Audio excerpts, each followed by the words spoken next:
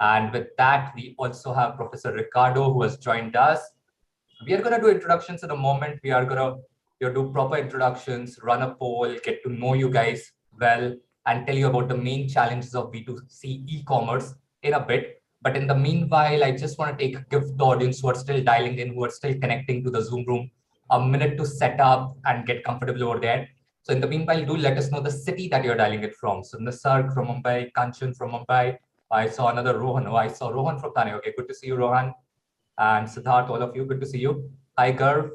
Where in UP are you dialing in from? Let us know. Let us know the city you're coming in from. All right, Rahul from Mumbai as well.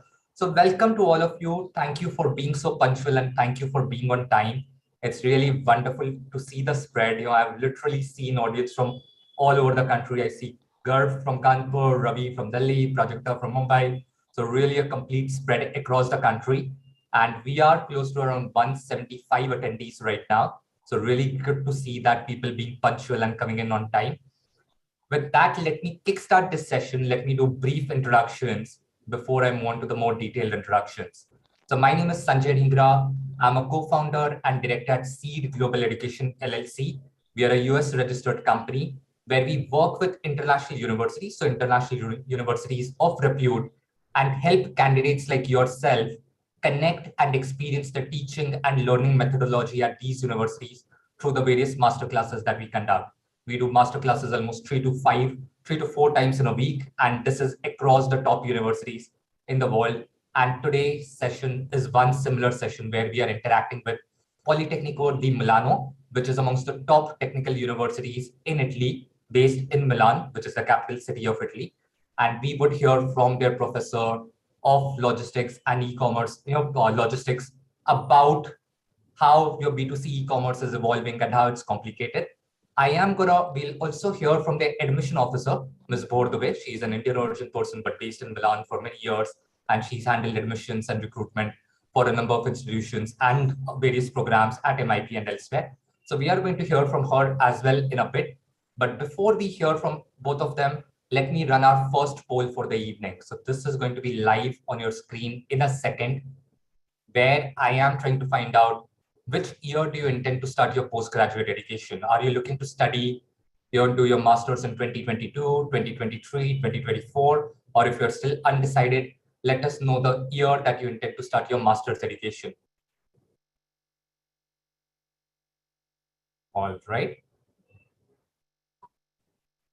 The poll is still live. If you haven't yet responded, please let us know the year in which you intend to start your postgraduate education or master's education.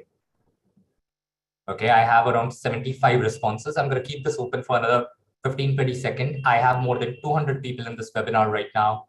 So please let us know the year in which you intend to start your postgraduate education. All right. Come on, last 5 seconds to respond. Please let us know the year in which you intend to start your postgraduate education.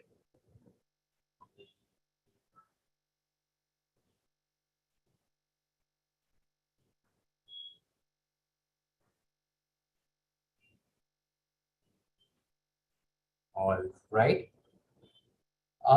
With that, I'm going to end this. Okay, if people are still responding, so I still want to give them a couple of seconds. With that, let me end this poll, and I'm going to share the results quickly as well. So around 43% of the respondents are looking to start their postgraduate education in 2022, which is this year itself, which is great to see. MIT does offer certain scholarships exclusively to the attendees of this particular webinar. There's 1,000 there. So I would let Ms. 𝗀𝗲𝗏𝗏 talk about those, but there's an early bird discount over there. There's certain exclusive discount code for the tuition fees also, which are being given out to the attendees of this particular webinar. Of course. So this is an opportunity for you. So we will talk about that in a bit. But 43% are looking to start their master's education in 2022. 24% are looking at 2023. And the remaining, say around 33% are either looking at 2024 or are undecided as of now. So great to see that, get that information, get that feel as well. I am going to run a second poll as well during this session in a bit, but not right now. At this point, let's go live and speak about the topic which we are here to discuss, which is the main challenges of B2C e-commerce.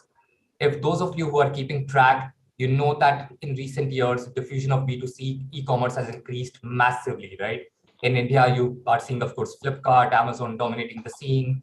There have been others like Nykaa, or there have been players like Snapdeal who have tried competing, and then succeeded to a certain level, then failed. So there are a lot of challenges in the industry. It's extremely competitive. There are new trends evolving. There's C2C commerce coming in. There's B2B2C coming in. So there are a lot of variations coming in. In today's session, we are going to hear from Professor Riccardo about the main challenges of B2C e-commerce in today's economic scenario. And you're covering challenges like how to develop marketing campaigns, how to design effective customer journey, but not just that, also how to implement an omni-channel strategy for your B2C venture as well. So we are going to hear from him about all of this.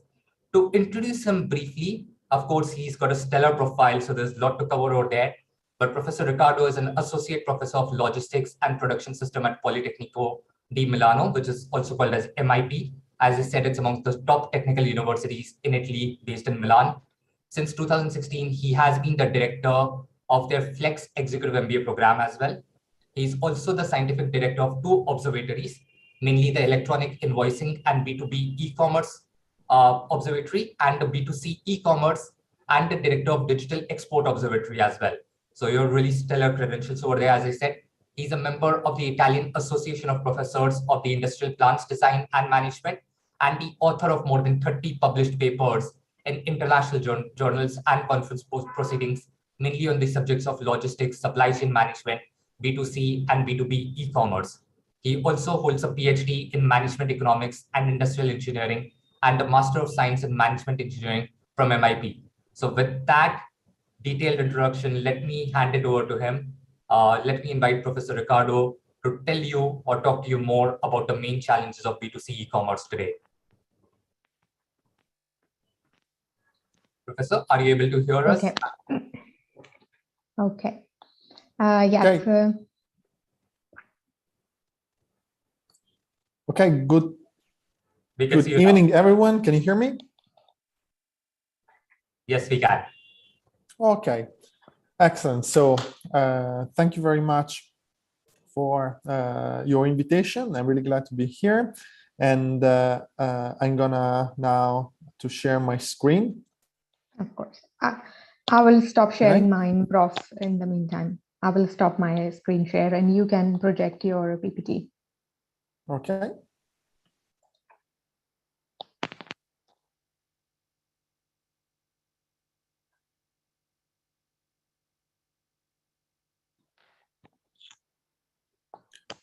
Okay, so I think that now you can see my screen. So thank you for the introduction as well. So let's say that I'm teaching mainly two things that are logistics and supply chain management on the one hand, and then digital business innovation on the other hand. And let's say that these two things are meeting each other in the B2C commerce field, because it is pretty evident that, for example, an operator like Amazon built its success on logistics, for example. And so I've been studying B2C e-commerce for a very long time, more or less since 2003. And during my research here at Politecnico di Milano, I had the chance to speak to all the most important B2C e-commerce retailers, let's say, in the world. And I'll try to bring now, let's say, a bit of this experience in this masterclass. And I'll do my best to say stay within 30-35 minutes, more or less. So first of all, we are talking about a business that has been increasing really a lot during the last year, and also in 2021 it achieved, let's say, a very interesting growth.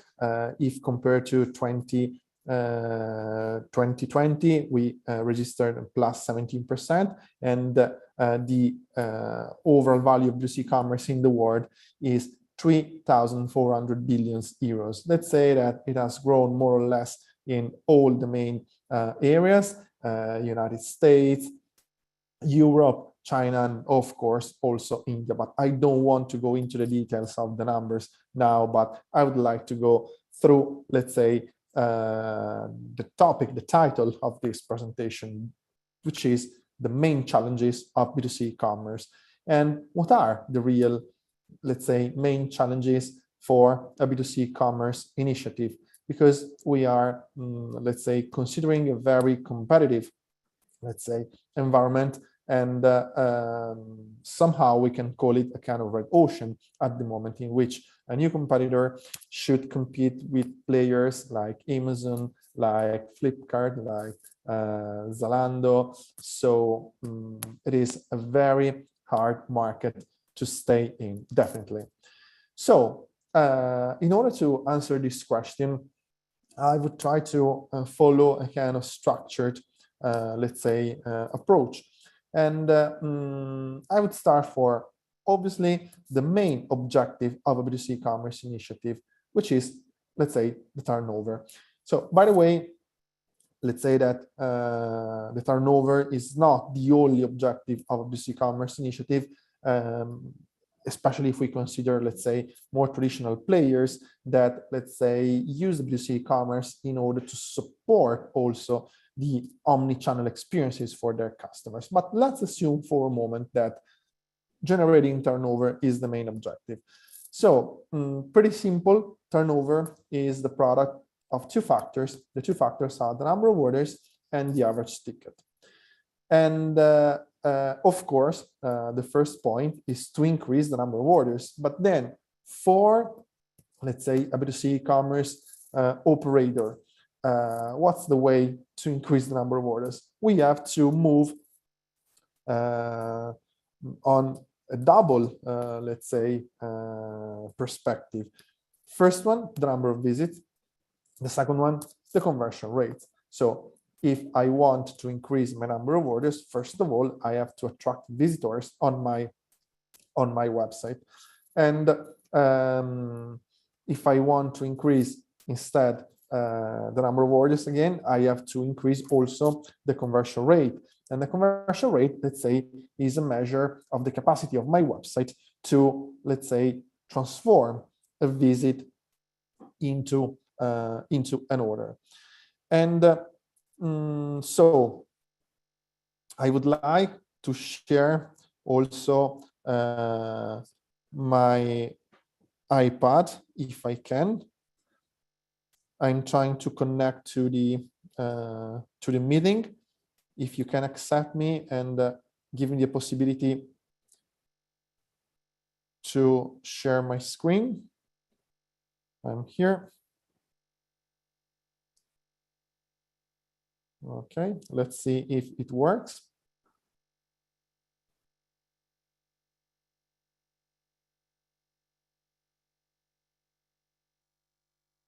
Okay, excellent.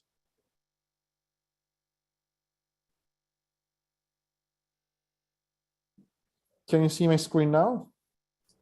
Yes, we can. Okay. Yes, perfect. we can. Perfect. So basically, we said that my objective is to increase turnover. And we said that the turnover is the number of orders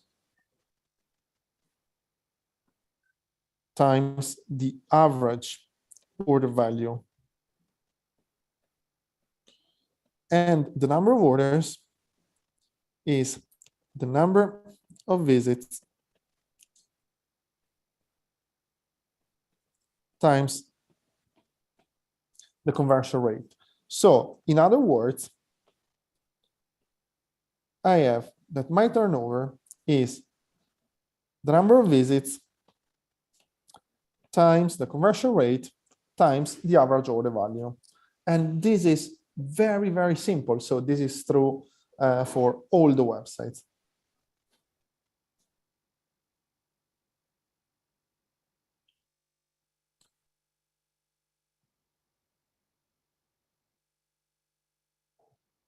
Okay, so in this case, my first point is to increase the number of visits. So what should I do in order to increase the number of visits? Of course, I have to invest, for example, on search engine.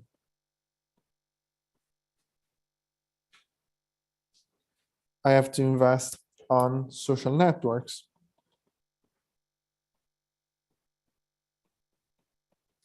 I have to invest, let's say, in engaging influencers.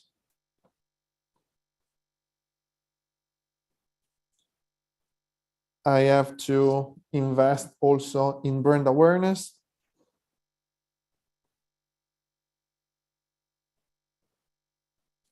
On, let's say, traditional media, not only online.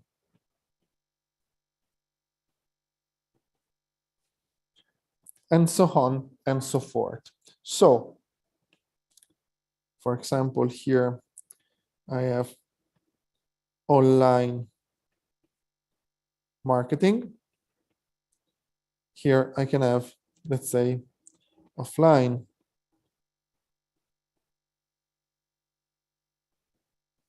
marketing.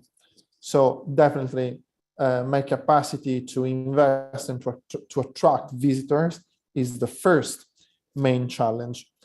Then, if I want to increase my conversion rate, so I remind you that the conversion rate is the number of orders over the number of visits. That means my capacity to transform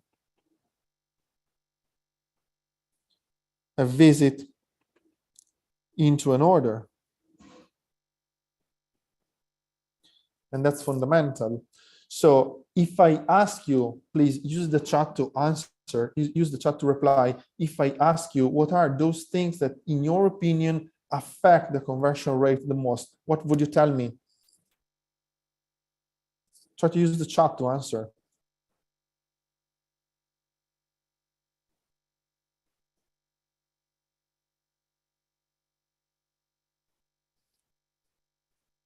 Okay, let me do a quick check. Okay. So user friendliness, perfect. So it's the customer journey, user experience, and user interface. So the question is, what are those elements that, in your opinion, impact the conversion rate the most?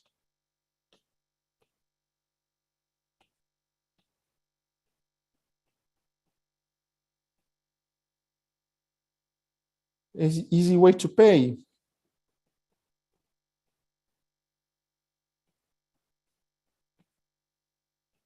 Then, what else? When you are, I mean, on a website or on an app of a B2C e-commerce merchant, you're gonna buy UX and UI. So UX stands for user experience. UI stands for user interface. Perfect amount of product information. So product range. In this case, I think that the wider the product range, the wider the number of products, the wider the selection, the better it is, because you increase the probability to find what you are looking for. Then product description and information.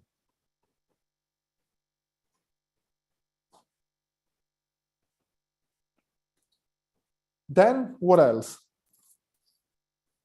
Guys, I switched to the whiteboard because I wanted to try to be a bit more interactive together with you. Okay, then I go back to the slides.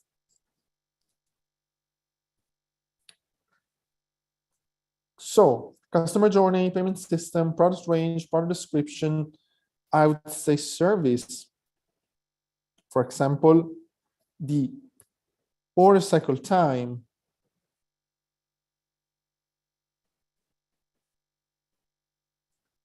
how quick you are in receiving the goods, how quick is the merchant to deliver.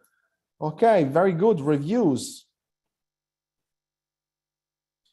Reviews are something which is very, very important to, let's say, convert, because when I read that a product was good according to the specific need of a consumer who is very likely very similar with respect to me, I will buy.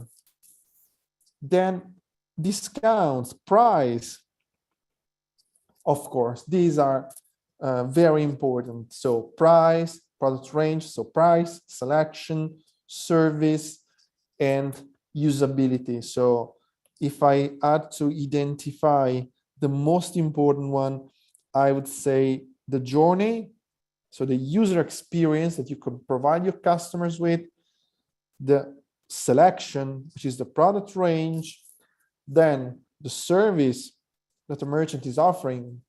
First of all, the speed, and let's say fourth, price. Then, of course, all the other points are very important, but these four are the most important ones. So what about the average order value? How can you increase your average order value? So the most important, let's say, tool that you have in order to increase that is a tool supporting you in the cross and up selling. And cross upselling is a functionality that you have to, let's say, push a lot when, let's say, selling online. So for example, if I buy this mobile phone, I don't know if you can see it, okay? A typical product which is, let's say, sold through a cross-selling application is the cover of that phone. So it is very important that the merchant will, let's say, propose a cover that I like. And how to do that? So the merchant must know me a little bit, must know that I'm a man, not a woman, for example, must know that I am more than 40 years old. So has to know something about myself. And then depending on my, let's say, behavior in the past on that website, and depending also on the behavior of other customers similar to myself, will make me a proposal. But then what do I need in order to make an effective proposal? I need to use, for example,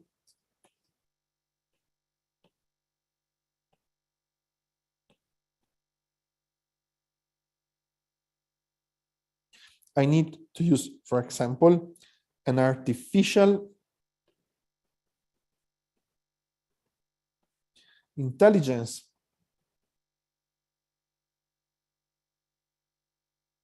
application. Okay, so AI, artificial intelligence, is a key technology in B2C e-commerce. What do I need in order to use an artificial intelligence application? I need, of course, machine learning first.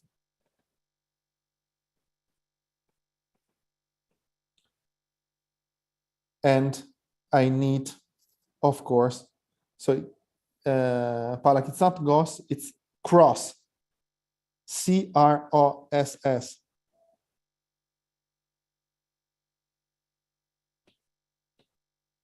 C-R-O.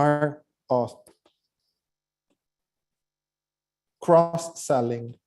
It means that I can sell something which is related to the product I have just bought. If I buy a mobile phone, for example, a product which is related to that phone is the cover, okay? So I need, for example, machine learning, and to support machine learning, I need definitely big data. Okay, so in a nutshell, if I look at the main performances of a B2C e-commerce merchant, I have to, let's say, affect the number of visits, the conversion rate, and the average order value, because these three factors are those factors through which I can achieve a high turnover.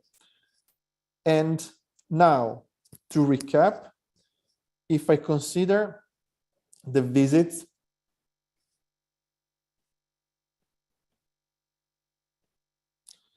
online marketing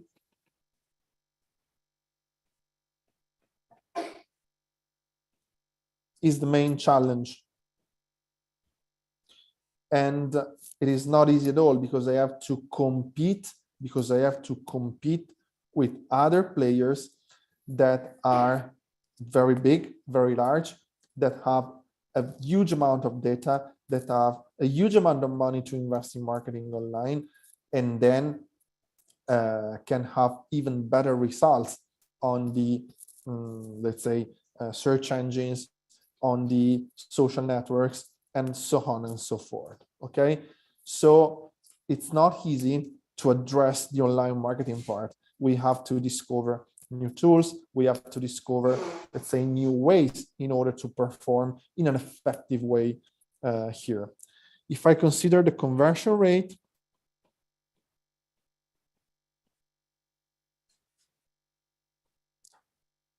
I have to be competitive on the four elements here. Let's say selection,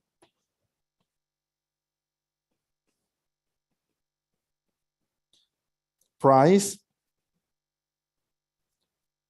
service, and user experience.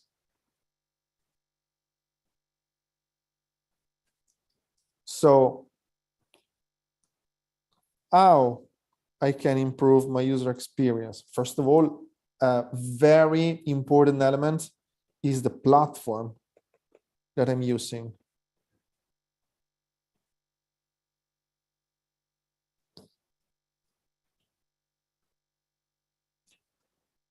Then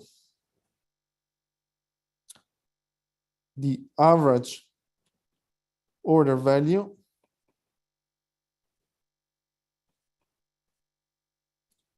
we said we have cross-selling, and then here we have AI plus machine learning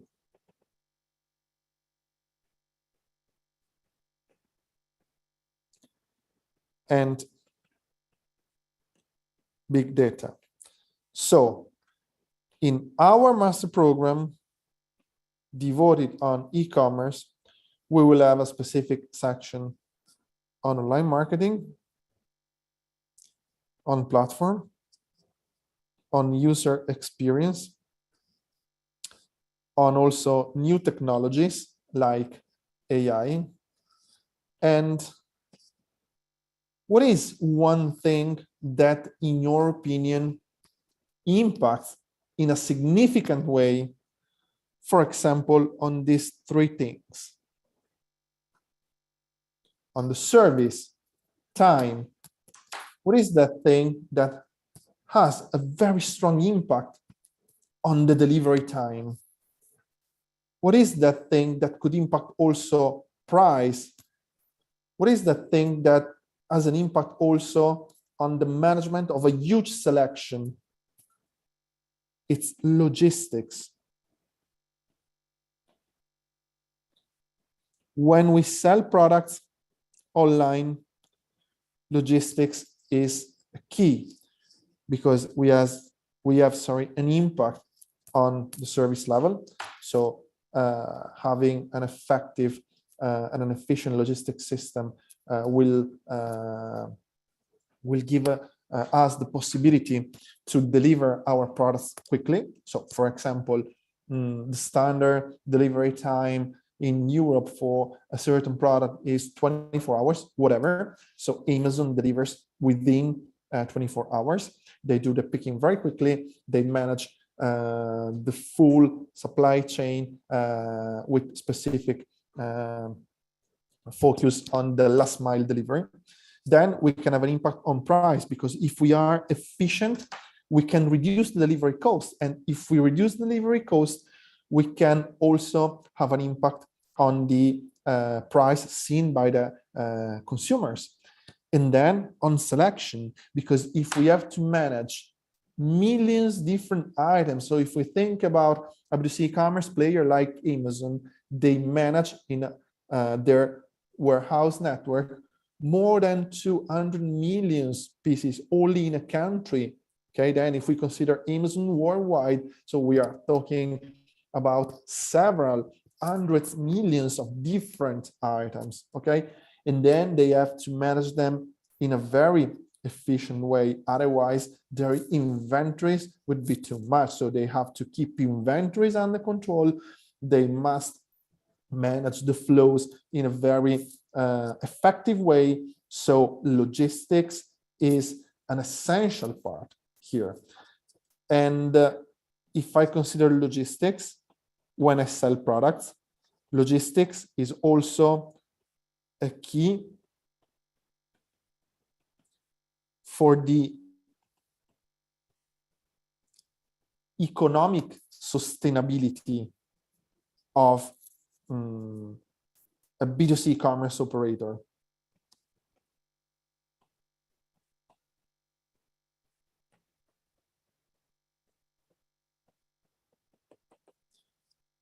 Let's say that in a sector like food,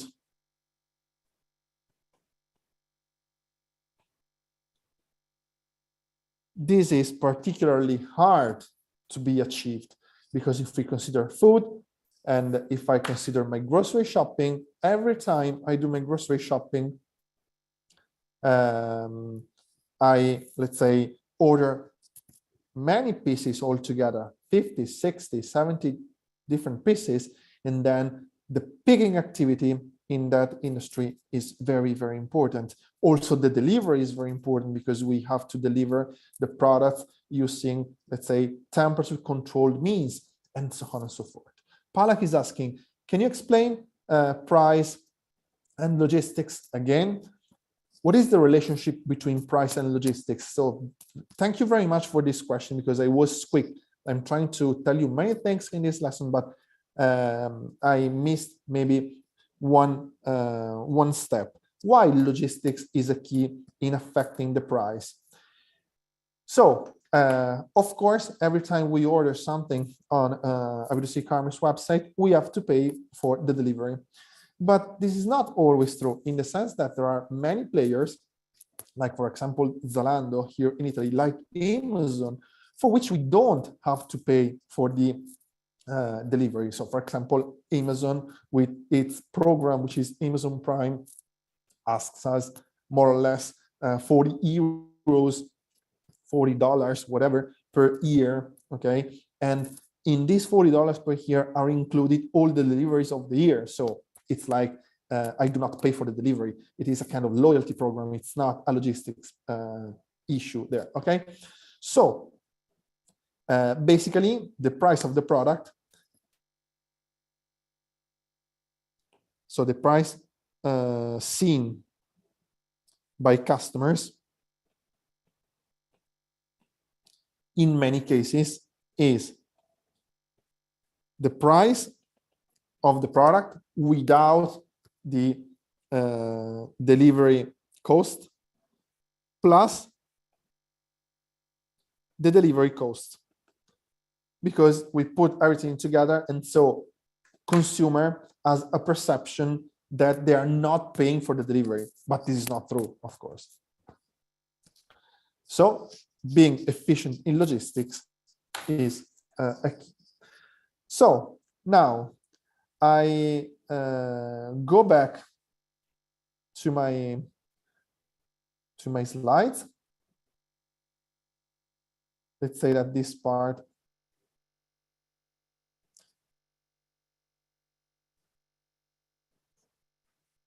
this part, I did it on my whiteboard because I wanted to be a bit more effective, and at the same time I wanted to involve you a little bit using the chat. Now I cannot see the chat anymore. Just a second. Okay, now I can see it. Okay, so a couple of things, a couple of, let's say, points with respect to logistics. What are the main challenges in logistics, which is fundamental in supporting B2C e-commerce? So first, if we have to split logistics into two parts. The first one is warehousing logistics, so the logistics that we have inside a warehouse, and the second one is the last mile delivery. Let's start from the warehousing logistics. So first of all, we have automation, and we have the automation of the picking activity. In the picture that I'm showing to you, I reported the warehouse of one of the leading players in the B2C e-commerce field of groceries, and the system I reported here is called AutoStore.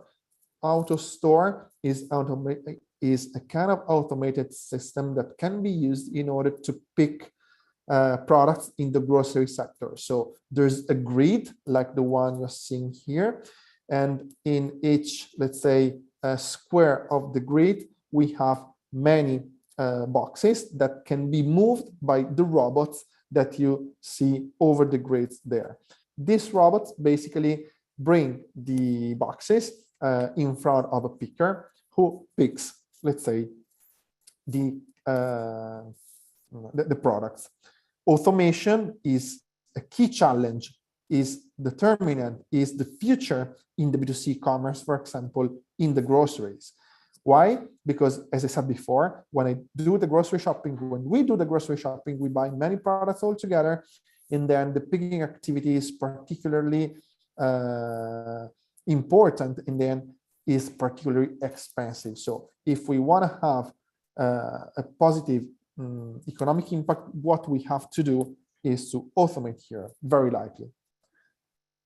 Then another example of automation here in logistics is the one of the Kiva robots in Amazon. So basically, Kiva robots are, let's say, moving the shelves, the entire shelves that are taken in front of a picker who is then picking the products. What is very hard, and this is a very, very hard challenge, is to automate the picking, so the action of pick a product from a box. What we are automating, what we can automating easily is the movement, so we can get rid of, let's say, the path that a man or a woman have to walk in the warehouse, bringing the products in front of them. But what it is not that easy to be eliminated is the movement of the picking. In the two examples we have just seen, in fact, the robots are bringing basically the products in front of the pickers. Then we can have also automated warehouses like mini loads. This is the example of 𝗀𝗽𝗲𝗁𝗀𝗃. 𝗀𝗃 is a huge retailer of apparel fashion here in Europe and in the world, basically. The name of the whole company is 𝗀𝗃 Net-a-Porter. And then after the picking, we have also the issue of packing, let's say, the product that has to be delivered. And of course, this activity can be performed manually, or as an alternative, it can be performed using a machine, can be automated, because, for example, this is a machine, this machine, let's say, can produce tailored packaging for each product, depending on its dimension. Then some challenges in the last mile delivery, which is a very important part, because the last mile delivery itself can account for more than 50% of the overall logistic costing here, and has an impact on everything, on efficiency, on effectiveness, and on sustainability. I have to rush a little bit here. And how can we improve the efficiency? So how can we reduce cost in last mile delivery? How can we improve the performances of last mile delivery? So for example, speed, for example, punctuality. How can we improve sustainability, which is another key challenge for B2C e-commerce, which is, let's say, thought to be not that sustainable from an environmental point of view. So some examples, parcel lockers that are those, let's say, cabinets that you can use in order to collect what you have ordered online. They are very efficient because they allow basically the merchant or the express courier to deliver many boxes, many parcels in the same place. So it is efficient because in only one delivery, I deliver 20, 30 different parcels. And then it is even more sustainable, and then gives the customer the control of the process, because it is the customer who decides to go there and when to go there. So that's definitely a plus for many consumers. Then we have cross-sourcing logistics, which is a great way to increase the flexibility, for example. Then we have new experiments, new tests about the delivery in the trunk of the car, so in the back of the car. So basically, all modern cars can be opened using a digital key, and the express couriers in the example here, DHL, can have one-shot key to be used to open the car and deliver what we have ordered. And so, for example, I park my car every day 12 hours in the parking area close to the station because I commute using the train. Then my car there can be a point of delivery. And so as soon as I get back from my day of work, I can, let's say, find what I ordered immediately there in my car. So it is a very good element of service. Then we have drones that are fast and are, let's say, environmentally friendly, since of course they are electric. Then I can perform new, let's say, format of in-home delivery. So also the door of a house can be opened with a digital key, and then I can have also an assistant here putting what I ordered in this example exactly in my fridge. Then I have robots that can be used in order to make it efficiency.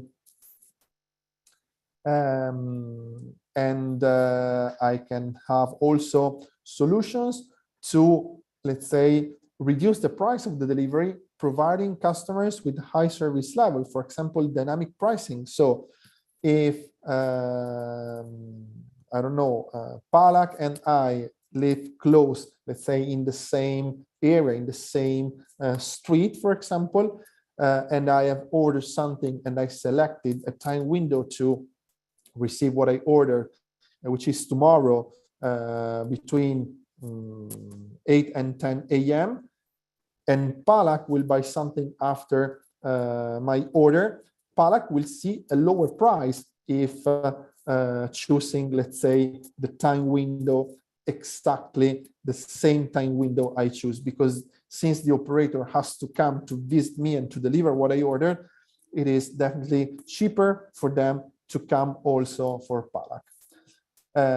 Then we have also geolocalized delivery, which is a delivery that, let's say, try to exploit the position of your mobile phone using the GPS in your mobile phone. And so you can receive what you order everywhere you are.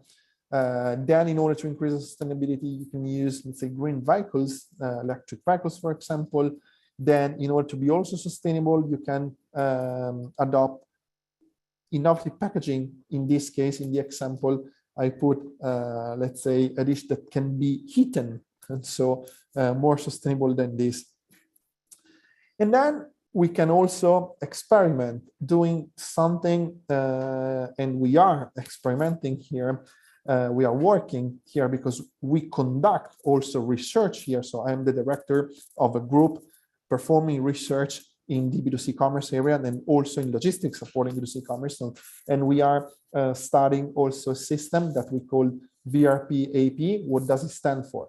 VRP stands for the vehicle routing problem. So the decision, about the sequence of the places to be visited when performing deliveries. AP stands for availability profile. What do I mean?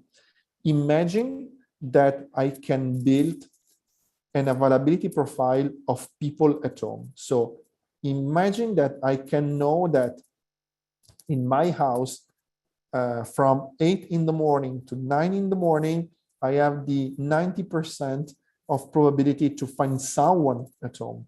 From 9 to 10, I have the 50% probability to find someone at home, and so on and so forth. Imagine that I can update this data in real time using the information coming from, for example, an home assistant like Google Home, like Alexa, because they can monitor the presence of people at home. And so I can combine this piece of information with the information about the points that I have to touch. Putting everything in an algorithm, I can maximize the probability to find people at home. Okay? This is not used at the moment. This is a suggestion with whom I wanted to finish my presentation. We touched many points. We have understood, let's say, what the main determinants of a B2C commerce website, of a B2C commerce initiative are. And then we have seen the most important critical factors. And then we, let's say, made a deep dive into logistics in order to understand what we are doing here and what could be a very short, in short, what could be an experience together with us. I would stop here and I thank you all very much. Thank you so much, Prof. Riccardo. Very insightful class there. I hope that our students, our prospective students, enjoyed listening. And well, I guess, Sanjay, you would want to invite people to post their questions in the chat window in case they have any for Prof. Riccardo, although it was quite an interactive session as it is. That's right. So I'm pretty sure the audience have covered most of their questions, but if you have any more questions for Professor Riccardo, please post them in the Q&A chat box. I'll pick up the relevant words to ask him. I personally really enjoyed the session. It's really great to see the various challenges and the various evolving technologies in the space of e-commerce, B2C e-commerce. In India, we are seeing evolution of e-commerce where deliveries are happening within 10 minutes. So you order groceries now and they deliver it at your doorstep within 10 to 12 minutes of you placing the order. Sometimes I suspect those people are just sitting below my building with the packages ready and they just walk up. But it's really amazing to see how technology is evolving and how fast things are moving over there. But to the audience, if you have any questions for Professor Riccardo, he's an expert in this domain. You can post them in the Q&A box and I will pick those up for him to answer. In the meanwhile, let me invite Ms. 𝗀𝗲𝗿, who is a recruitment and admission professional at MIT, to take us through her presentation about the various programs at MIT. As I said, MIT is amongst the top technology universities in Milan, in Italy, and they have some really amazing programs in various areas, including e-commerce. So I would invite her to take us through her presentation, and then we'll continue asking questions to Professor Riccardo as well, and to her as well. So if you have any questions, post them in the Q&A box, and we'll pick those up. Of course. Thank you. Thank you so much, Sanjay. And thank you once again, Prof. Riccardo. So while we're waiting for some questions regarding the topic of the masterclass to come up, let us give you some information about the city where we're located. So MIP is the business school of Politecnico di Milano, which is the #1 technical university in Italy, as specified by Sanjay. And we're based in the beautiful city of Milan, which, by the way, Sanjay, is not the capital of Italy. So you stand corrected there. Oh, I do stand corrected. I've been to Milan twice. Okay. But but it is, I don't blame you, because it is indeed the most popular city of Italy. Yes, so it is indeed the fashion and design capital. It is the most international, the most popular, the most cosmopolitan city of Italy. So I don't blame you. And the political capital, of course, is Rome, but the industrial capital, as they say, is Milano. It's famous for its fashion and design excellence, but it's also home to some of the top Italian and multinational companies based here in Milan. A lot of MNCs have their headquarters in Milan, and we work with most of them. So our students get a big competitive advantage. They get to access internship, job, and other career development opportunities in this wide network of companies based in Milano. And it is also a very international city, so you are likely to meet professionals, students like you from all over the world, and have all the facilities and access to all the services that you need as an expat or as an international student here in Milan. And we are part of Politecnico di Milano, which is the #1 technical university in Italy, of course, and it's also amongst the top 20 in the fields of design, architecture, and engineering. These are the core faculties of Politecnico di Milano. What we are as an entity inside this wide ecosystem is basically explained here on the slide. So MIP is part of the School of Management of Politecnico di Milano, which is, kind of the first logo that you see over here. And then we are also partly owned by a group of these Italian and multinational companies that you can see on the screen.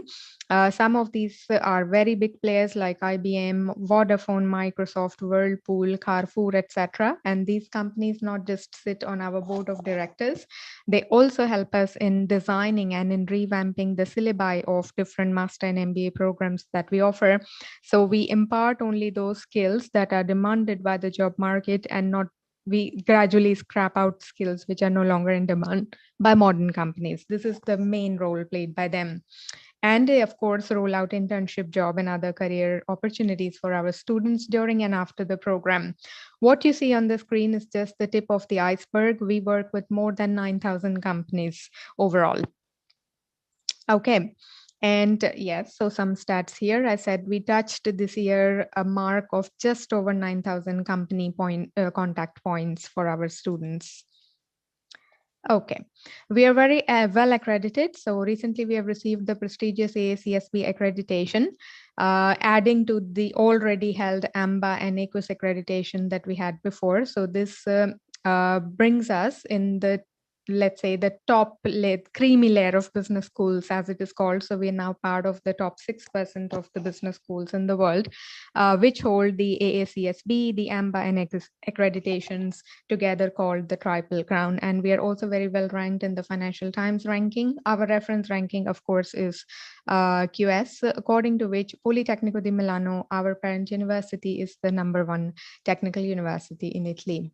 And we have a very wide international network. So there are several programs that we offer which are double degree masters. And even if they are not, even if the core study location is Italy, you may still have the chance to access a short exchange program or even a semester abroad in some other country outside of Italy. And this slide summarizes basically the key details of our various master programs. So they're pretty much all based in Milan, 100% taught in English, of course, full-time, face-to-face on campus, and we begin in fall. Okay, I will not get into the details of these things here because the topic, the highlight of today's webinar is, of course, e-commerce, and therefore we would like to give you more specific information about the e-commerce and sales management program. So Prof. Riccardo, would you like to say a few words about this master that you are also going to mentor? So you're also going to be a mentor in this program and lead the cohort in this particular program, and what our prospective students can expect. Yes, of course. So thank you very much. So this is a master program that has been designed in order to give you, so let's say, all the knowledge that you need on the most important pillars of B2C e-commerce. And as we saw, let's say, in my very short lecture today, there are many things that have a key role in B2C e-commerce. So one of these is digital marketing. One of these is definitely the platform with all the functionalities. So you have to be in those conditions to choose the right platform depending on your needs and to design the right platform. Then a third thing is the user experience in order to design an effective customer journey, which is essential in order to, let's say, make consumers convert when they are on your B2C e-commerce initiative. Fourth, logistics, and that you have understood that I'm very passionate about logistics, but it is my definitely my topic. So that's why. But I really think it is fundamental. It is the brick on which you have to let's say build a B2C e-commerce initiative. And let's say fifth, there is also a perspective which is not obvious, according to which a B2C e-commerce initiative should be a channel that you use together with the traditional offline channel in order to build omni-channel experiences. These are, let's say, the main pillars. This is the focus of the master, but of course, in order to be effective, you need also some basics about digital transformation that will be given before the 5 pillars of B2C e-commerce. And then, of course, there will be also part on general management in order to be sure that we are all on the same page while, let's say, addressing the other topics. So B2C e-commerce is definitely one of the most interesting businesses that we have at the moment. Definitely, it is one of the few businesses that grew also during the 2 last years in which we lived, let's say, the pandemic. And I think that all the main companies, not only, of course, the .com poor players, so those, let's say, that were born during the internet era, but also traditional companies in this period have raised their attention with respect to B2C e-commerce and are investing really a lot. And what they don't have are competencies, skills. So they are looking for people with skills. And as far as I can see here in Europe, but not only Europe, but basically all over the world, if you have these skills, you will for sure have the opportunity to get a very interesting job in this area. Absolutely. And I remember, Prof. Riccardo, you were mentioning that, in fact, in the world, there is a dearth of programs which can teach specifically about e-commerce and how to lead the e-commerce strategy in a company. Because I remember you saying that many of the new, let's say, e-commerce startups are actually founded by ex-Amazon or ex-Expedia employees. I remember that bit specifically. So I guess our program is one of those few programs which is going to give you like a deep dive experience into what e-commerce is and how to implement that strategy. Okay, so on that note, moving on, this is what Prof. Riccardo just explained about the key pillars on which this master program is built, and it's a billion euro industry across the world. So it's obviously going to have a lot of opportunities for young graduates like you to access after graduation. And to access the wide company network that we have a lot of services offered by the Career Development Center to help you design your career strategy, eventually create a profile that is presentable to employers, increase your employability, increase your appeal in the job market, and then eventually give you the strategies on how to make applications, how to write cover letters, how to approach interviews in the Italian job market and the European job market at large. So all of this is done by our Career Development Center during the program to help you finally land an internship opportunity in the last part of the program and eventually a full-time job opportunity after the master. Okay, if you would like to make an application for this program or any of the other programs that we offer, you can make an application online. We ask for we have a very simple application process. You can create an account on this platform, upload very basic items like your CV, your bachelor's degree, transcripts, mark sheets, letter of motivation, picture, passport, and some technical items, and pay the application fee of 100 euros. And then you're invited for a motivational interview of 20 minutes, which is the thing that you need to crack in in order to be accepted for our masters. For this particular program in e-commerce, for example, we accept scientific backgrounds of all sorts and engineering, and mainly business and management backgrounds or economics related backgrounds. If you happen to have another background which is not exactly business or engineering or scientific, you can always send us your CV, and you'll find the coordinates in the last slide on how to reach us, and we can give you an evaluation. We can give you a personalized info session and tell you which program could be fitting for you. Okay.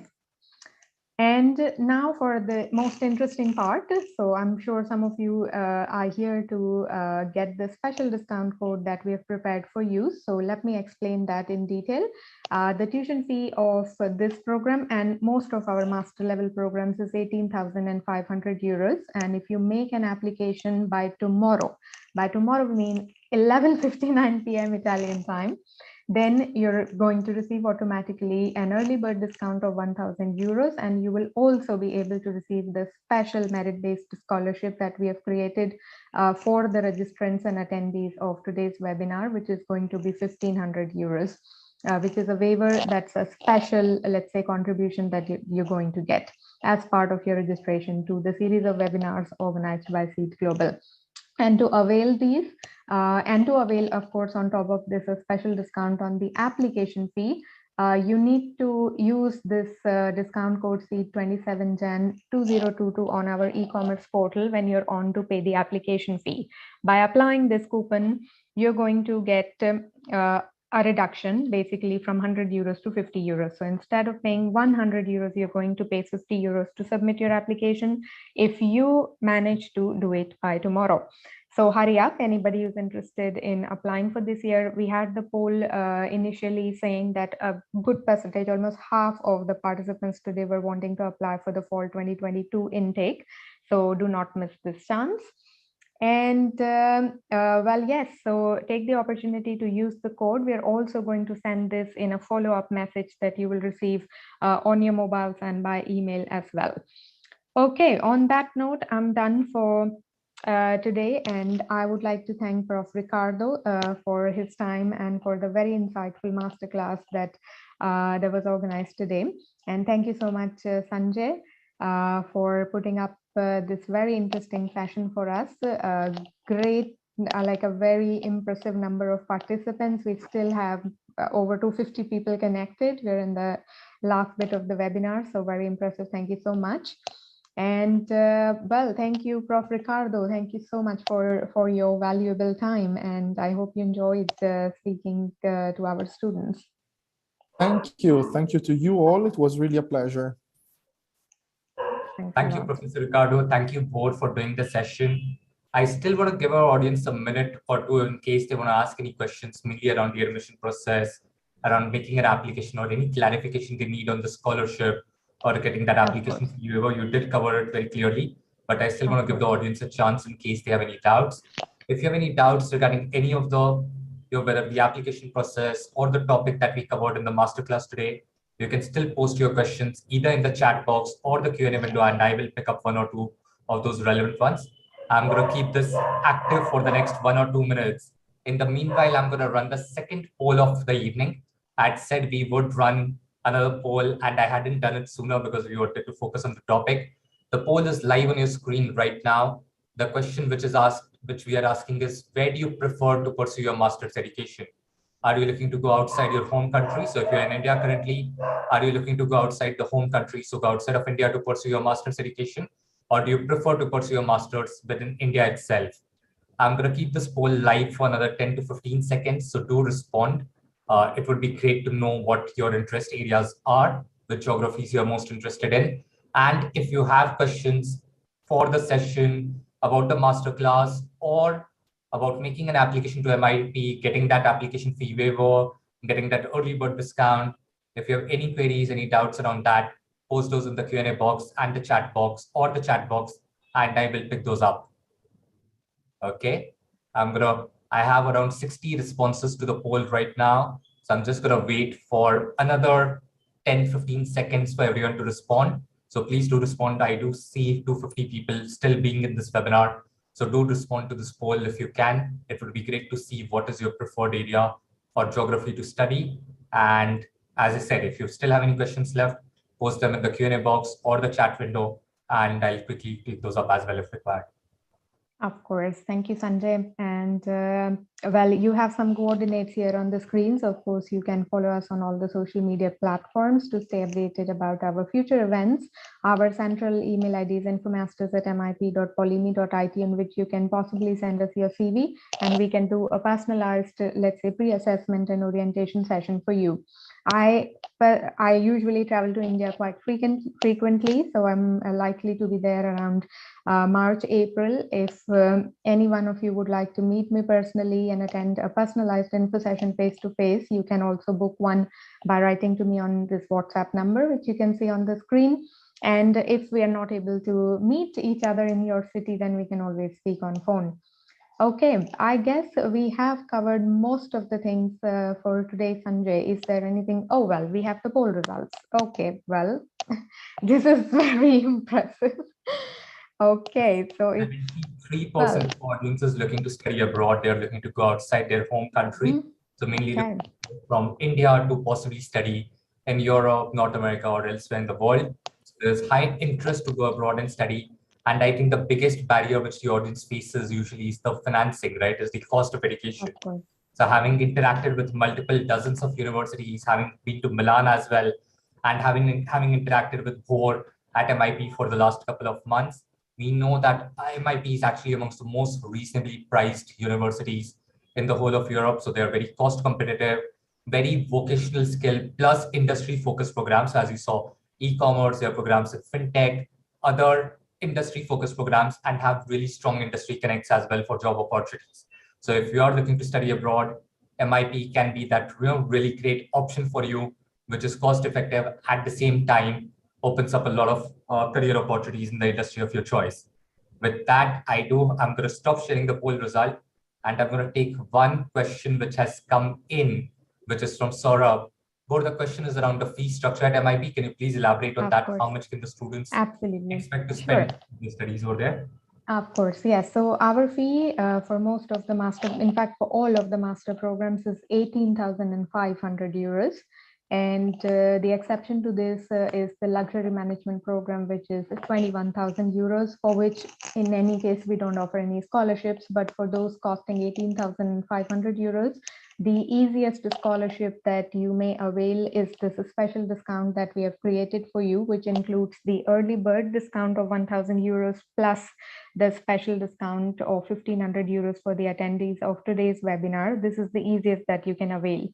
And also a discount on the application fee, of course. But on top of this, there are other merit-based scholarships which can cover up to 4,000 euros, which you can also apply for. They require the submission of a scholarship essay. There are various categories under which we can award a discount. We have discounts for expatriates, for female candidates, then discounts based on your nationality. For example, if you happen to have a GMAT or GRE score by any chance, then we have a category for that too, although we don't ask for GMAT and GRE scores for admission. But if you happen to have one by chance, you can run for that scholarship discount category as well.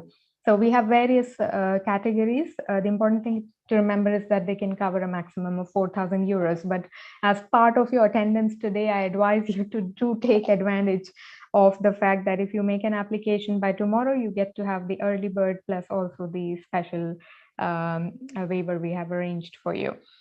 And for additional financial assistance, we also work with a UK-based entity called Prodigy Finance. So in case you're planning to take a loan, for example, and you're not finding a good deal from a bank back home, then you can also apply to Prodigy Finance, which is basically a company that lends student loans, student financing to candidates studying in top business schools around the world. So we have a special collaboration with them for loans starting at 15,000 euros. So in fact, you can cover the whole tuition fee with that particular loan, but it is a loan. It's not a scholarship. So of course, you have to repay that. And they have India and the Indian subcontinent are eligible countries for them. In general, also UAE. So if you are from there, you can surely apply.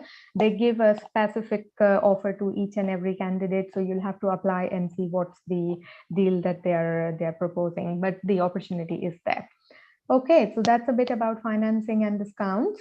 And what else? If you're curious to know about life in Milan, the non-academic side of student life in Milan, you can also check out our YouTube channel, which is called Good Morning Expat.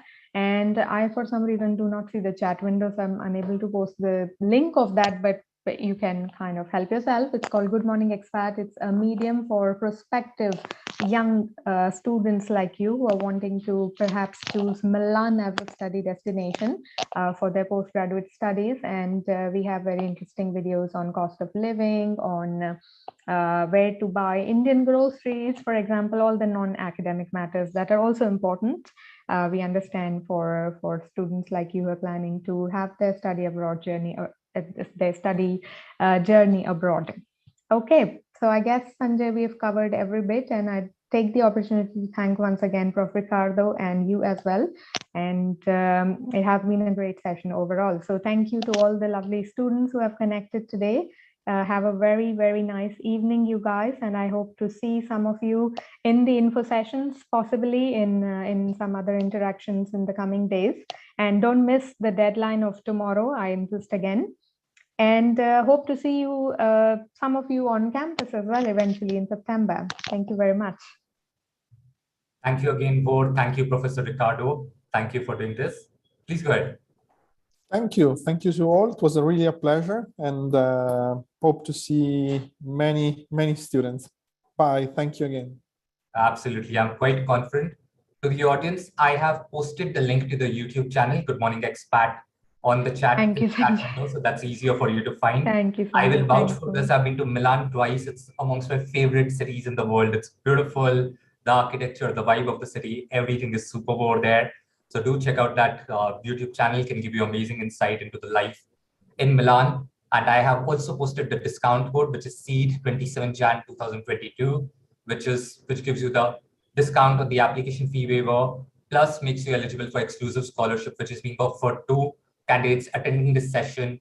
And for the early bird waiver, if you're looking to get that as well, which is €1,000, I believe, you need to get started on your application and submit at least the initial interest by tomorrow end of day, Milan time roughly.